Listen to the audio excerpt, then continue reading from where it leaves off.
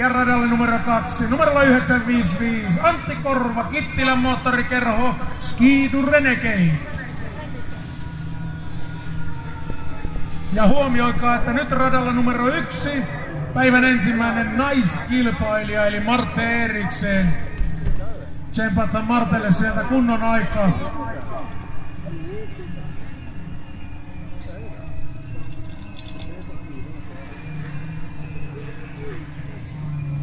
Laineen Mikolla siellä oli kuulemma ketju kurkistanut kotelon kyljestä.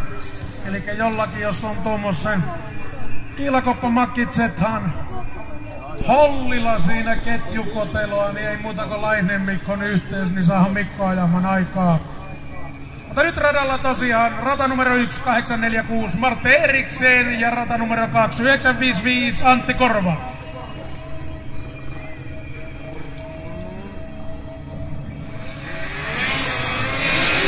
Kyllä näyttää Marte sieltä muuten mahtavan